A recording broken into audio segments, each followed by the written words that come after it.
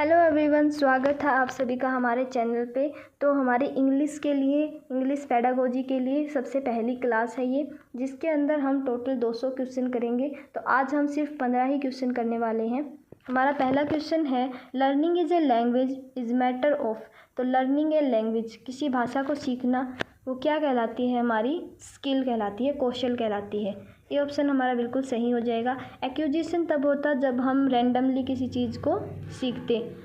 तो हमारी जो होम लैंग्वेज होती है वो या तो हमने अपने घर पे सीखी होती है, अपने आस पड़ोस से ऐसी जो भाषा सीखते हैं वो क्या होती है? हमारी एक्विजिशन होता है। प्रोसेस ये कोई प्रक्रिया नहीं है, क्योंकि ये स्किल है, ये प्रक्रिया उसी के अंदर आ जाएगी। जो प्रोडक्ट है ये भी नहीं होगा। ऑप्शन ए हमारा बिल्कुल सही हो जाएगा। तो भाषा सीखना क्या होता है? हमारा ये कौशल होता है। इसी के साथ हमारा जो नेक्स्ट क्वेश्चन है, the ability to think and talk about language is.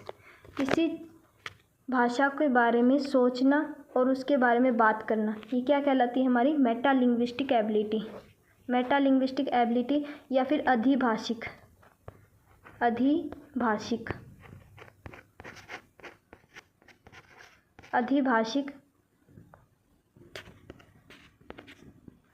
या फिर विचार विमर्श योग्यता या फिर अधिभाषिक मेटालिंग्विस्टिक प्रोसेस कहलाती है, मेटालिंग्विस्टिक एबिलिटी कहलाती है। फोनोलॉजिकल अवेयरनेस तब होती है जब हम साउंड्स के बारे में बात करें, तो प्रोफिशिएंसी नहीं होगा। एमरजेंट लिटरेसी कौन सी होती है? बुनियादी साक्षरता जब बच्चा नया नया स्कूल में एंटर करता है, जब वो बुक्स वगैरह इनको टच करता है, पेंसिल वगैरह पकड़ता है, तो ये कौन सी होती है? उनकी एमरजेंट लिटरेसी होती है। ए ऑप्शन हमारा बिल्कुल सही हो जाएगा। हमने क्या किया है, हिंदी की 3 क्लासेस डाल रखी हैं मोस्ट इम्पोर्टेंट क्वेश्चंस की। अगर आप हमारे चैनल को सब्सक्राइब करते हैं तो आप वो वीडियो भी ज़रूर देखना, उस पर भी अच्छा रिस्पॉन्स आया बच्चों का। इसी के साथ हमारा थर्ड क्वेश्चन है, a teacher is trying to identify the case of learning gap in a language after. तो लर्निंग गैप्स का पता लगाने की कोशिश कर रहा है एक टीचर लैंग्वेज में। तो वो कौन सी होती है? जब हम लर्निंग गैप्स का पता लगाते हैं, कहाँ पे बच्चे को दिक्कत आ रही है, वो कौन सी होती है? हमारी निदानात्मक परीक्षण होता है। निदानात्मक परीक्षण, ठीक है। इंग्लिश में क्या बोलते हैं? अचीवमेंट टेस्ट नहीं होता, प्रोफिशिएंसी टेस्ट भी नहीं होता, प्लेसमेंट टेस्ट भी नहीं होता, डायग्नोस्टिक टेस्ट, ठीक है। डायग्नोस्टिक टेस्ट के बाद क्या करते हैं हम? Remedial teaching. अब जब हमें बच्चों के गैप्स के बारे में पता चल जाता है, भाई बच्चे को कहाँ पे दिक्कत आ रही है, ये बात अगर हमें पता चलती है, उसके बाद क्या करते हैं? हम उसको उपचार देते हैं ना, ठीक है। तो वो क्या होती है? हमारी रेमीडियल टीचिंग होती है। जैसे आप एक डॉक्टर के पास जाते हो तो डॉक्टर क्या करता है? पहले तो ये पता लगाता है भाई आपको दिक्कत क्या है, आपको कौन सी बीमारी है या फिर क्या परेशानी है, ठीक है। फिर उसके बाद क्या करता है? वो उपचार करता है, जैसे कि वो मेडिसिन देता है। तो हमारा डी ऑप्शन सही हो जाएगा। इसी के साथ हमारा नेक्स्ट क्वेश्चन है, ग्रामर टास्क आर। जो ग्रामर टास्क होते हैं, व्याकरणिक टास्क होते हैं, वो क्या होते हैं? To be contextualised, life oriented, fully form, memory focused. तो टू बी कॉन्टेक्सचुअलाइज्ड वो क्या होते हैं? संदर्भ में होते हैं, संदर्भ में। ये ऑप्शन हमारा बिल्कुल सही हो जाएगा। जब हम संदर्भ में, कॉन्टेक्स्ट में किसी चीज़ को सीखते हैं तो उसका ज़्यादा इफेक्ट होता है और ज़्यादा अच्छे तरीके से वो हमारी समझ में आती है। फॉर्मेटिव इवेल्युएशन क्या होती है? रचनात्मक मूल्यांकन में क्या होता है? जब हम जो हमारी प्रक्रिया चल रही होती है उसके अंदर विकास और इम्प्रूवमेंट यानी कि सुधार की बात करते हैं। जैसे कि जब हम क्लास में टेस्ट वगैरह देते हैं, तब हमें कोई हमारा चैप्टर ख़त्म हो जाता है, टीचर्स क्या करते हैं? फिर टेस्ट लेते हैं या फिर हमारे यूनिट टेस्ट होते हैं। तो उसके माध्यम से पता चलता है कि बच्चे को कहाँ पे दिक्कत है, कौन सा टॉपिक समझ में नहीं आया है। तो ये चीज़ किसके माध्यम से होती है? ये हमारा फॉर्मेटिव इवेल्युएशन ही होता है, रचनात्मक मूल्यांकन ही होता है, जिससे क्या कर सकते हैं हम? Related to ongoing development and improvement. जो हमारे विकास और इम्प्रूवमेंट जो साथ में चल रही है, उन प्रक्रियाओं के माध्यम से फॉर्मेटिव इवेल्युएशन की सहायता से हम सुधार कर सकते हैं और विकास कर सकते हैं, ताकि बच्चा अपना जो स्कोर है और भी अच्छा कर सके, अपना प्रदर्शन अच्छा कर सके। नोट सब्जेक्ट चेंज ये नहीं होगा। C option is the right answer. इसी के साथ हमारा नेक्स्ट क्वेश्चन है 3 stages of phonological awareness. Phonological awareness यानी कि किसकी बात हो रही है, साउंड की बात हो रही है, ठीक है, साउंड की बात हो रही है। तो सिलेबल, वर्ड, सेंटेंस ये बात नहीं होगी। Sound, pitch and tone. अब बच्चे क्या करेंगे, साउंड से हो गया तो साउंड होगी, पिच होगी, टोन होगी, तो साउंड में आते हैं, तो इसको आंसर सही मानेंगे, जबकि ये बात नहीं होती। फोनोलॉजिकल अवेयरनेस में क्या होती है, 3 स्टेज होती है। एक तो सिलेबल्स होते हैं, एक राइम्स होती है और एक फोनीम्स होते हैं। सिलेबल्स क्या हो गए, जो हमारे वर्ड्स हो गए वो हो गए। फिर उनकी राइम हम सही बोल रहे हैं या भी नहीं बोल रहे हैं, है ना, तो राइम्स एंड फोनीम्स, जो फिर हमारी कौन सी होगी, फोनीम्स आ जाएंगी। जैसे कि हम कोई वर्ड बोलते हैं तो उसके अंदर जैसे हमारा साउंड ही हो गया, अब इसको साउंड बोले या फिर साउंड बोले, मतलब हमारा जो वर्ड्स है, जो हमारे बोलने का लहजा है वो क्या होना चाहिए, सही होना चाहिए। तो वो किसके माध्यम से हो जाएगा, एक तो सिलेबल की सहायता से होगा, एक हमारी जो राइम हो जाएगी और एक हमारे फोनीम हो जाएगा। और सी ऑप्शन हमारा बिल्कुल सही हो जाएगा। तो ये तीनों चीज़ें किसके अंदर होनी चाहिए, ये तीनों स्टेज हमारी फोनोलॉजिकल अवेयरनेस के अंदर होनी चाहिए। इसी के साथ हमारा नेक्स्ट क्वेश्चन है which approach to grammar encourage the belief that learning a language is matter of learning rules. तो लर्निंग रूल्स की बात आ गई, तो रूल्स की बात जहाँ पे भी आ जाए वो क्या होती है, हमारा निगमनात्मक विधि, है ना। निगमनात्मक विधि कौन सी होती है, हमारी डिडक्टिव मेथड,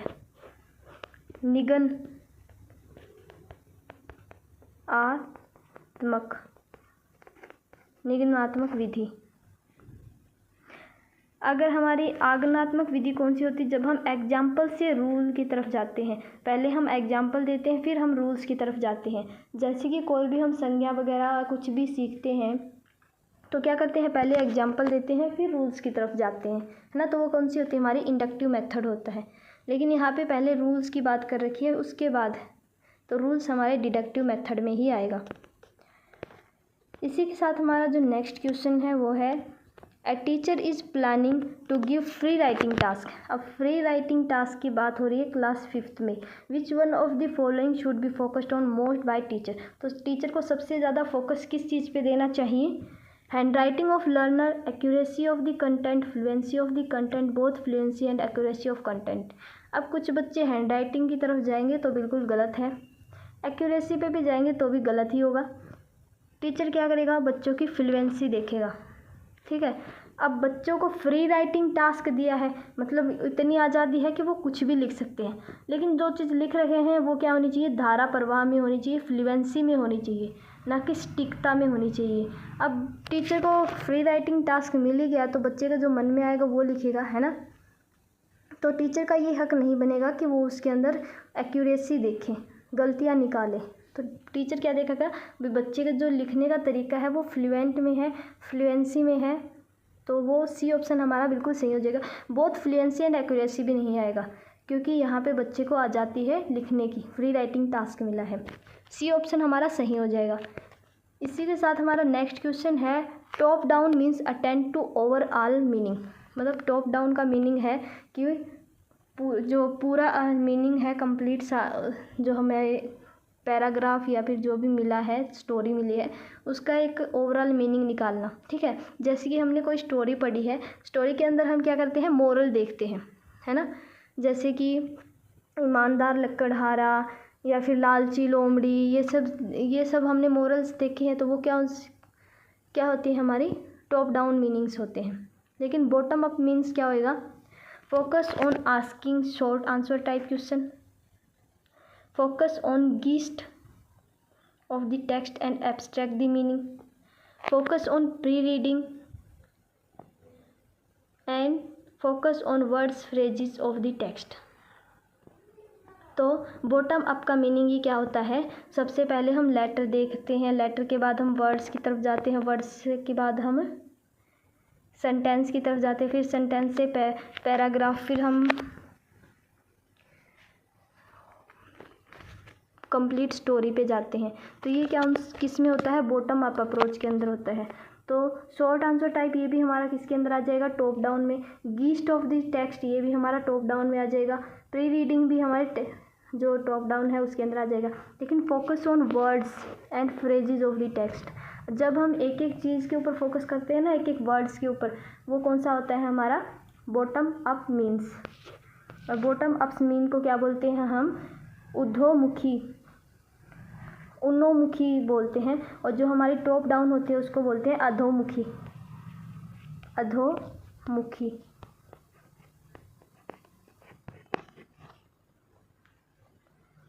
और बॉटम अप के लिए कौन सा आ जाएगा हमारे words and phrases of the text. D option हमारा बिल्कुल सही हो जाएगा। इसी के साथ हमारा नेक्स्ट क्वेश्चन है, अगर आपको वीडियो पसंद आ गई तो वीडियो को ज़्यादा से ज़्यादा शेयर करें, और जहाँ कहीं पे भी ना लगे कि भाई समझ में नहीं आ रहा तो वहाँ पे आप कमेंट करके बोल सकते हो। Which among these is primary responsibility of language teacher. तो एक लैंग्वेज टीचर है, उसकी प्राइमरी रिस्पॉन्सिबिलिटी, प्राथमिक रिस्पॉन्सिबिलिटी क्या होनी चाहिए, instructing the learner, identify the learners communicative need. अब यही ऑप्शन हमारा सबसे बेस्ट है कि इस चीज़ का पता लगाना कि जो हमारा लर्नर है, यानी कि जो लर्नर कौन है, हमारा जो बच्चा है, उसकी कम्युनिकेटिव नीड क्या है, उसकी संप्रेषणात्मक ज़रूरत क्या है, इस चीज़ के बारे में भी पता लगाना ही क्या होती है, प्राइमरी रिस्पॉन्सिबिलिटी होती है एक टीचर की। बी ऑप्शन हमारा बिल्कुल सही हो जाएगा।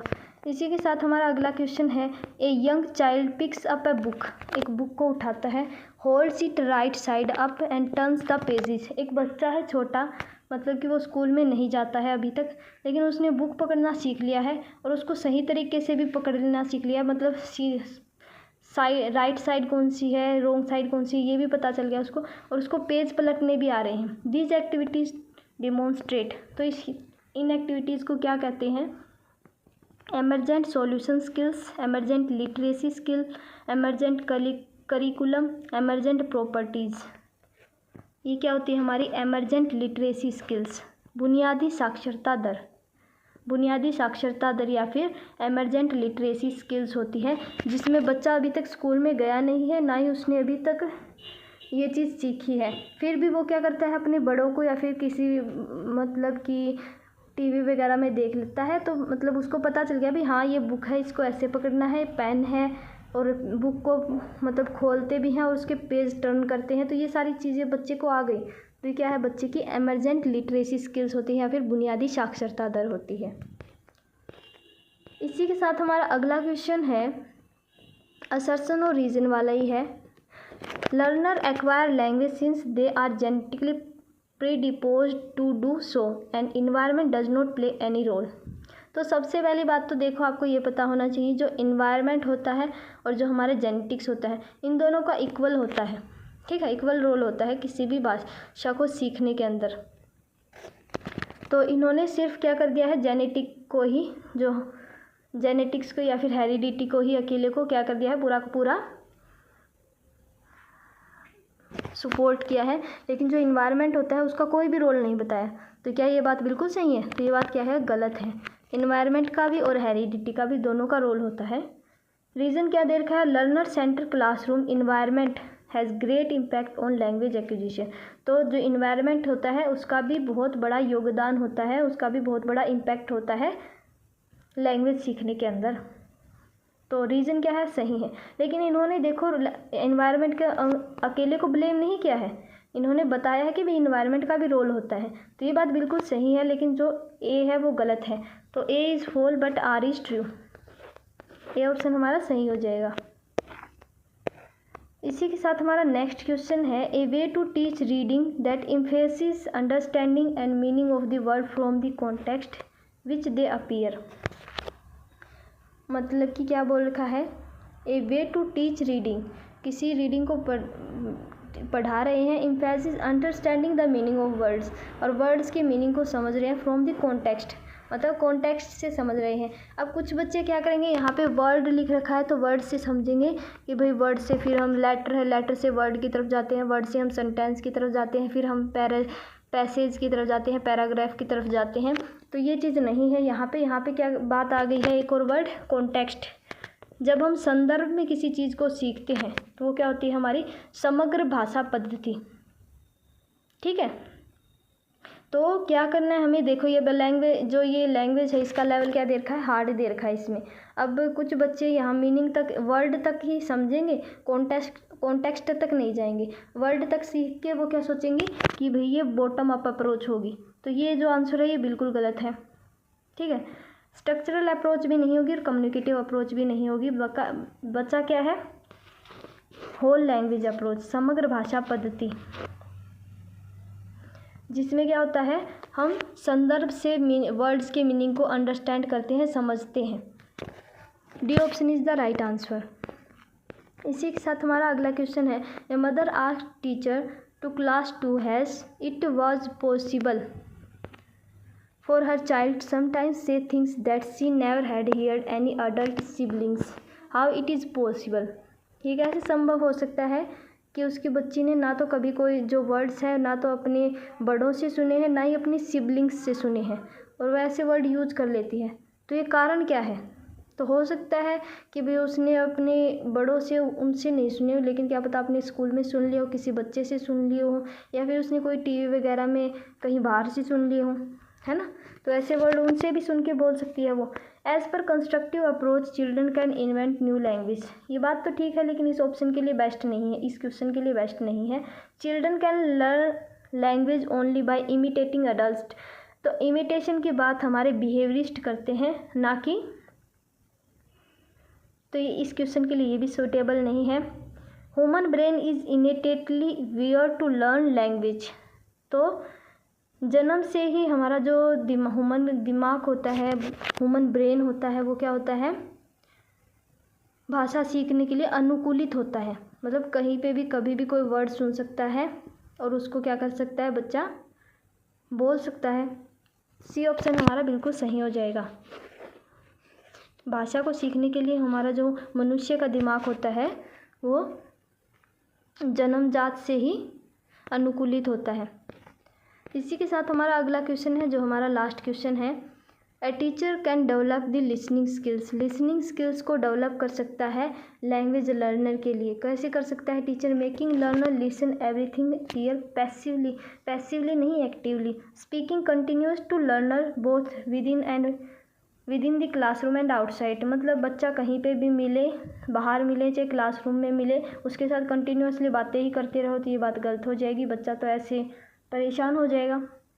Focus only on listening skills without associating with them language skills, यानी कि जो लैंग्वेज स्किल्स कितनी होती है, LSRW है, उनके साथ बिना कनेक्ट किए, और इनको सिर्फ क्या करना है, लिसनिंग स्किल्स पे ही फोकस करना है, तो ये बात गलत हो जाएगी। लिसनिंग, स्पीकिंग, रीडिंग, राइटिंग, ये 4 स्किल्स होती है। Creating opportunity for learner to listen to variety of language source and people and engaging with the listening activities, तो ऐसे अपॉर्चुनिटीज़ प्रोवाइड करनी है जिससे बच्चे क्या कर सके, तरह तरह के लैंग्वेज सोर्सेज और पीपल्स को और इंगेज हो सके, तरह तरह की लिसनिंग एक्टिविटीज़ के साथ में जुड़ सके और नए नए स्रोतों के माध्यम से सुन सके, तो इसी से बच्चे की क्या होगी, लिसनिंग स्किल्स डेवलप होंगी। डी ऑप्शन हमारा बिल्कुल सही हो जाएगा। तो आज तक के लिए इतना ही। अगर आपको वीडियो पसंद आई तो वीडियो को लाइक करें, चैनल को सब्सक्राइब करें और वीडियो को ज़्यादा से ज़्यादा शेयर करें। Thank you.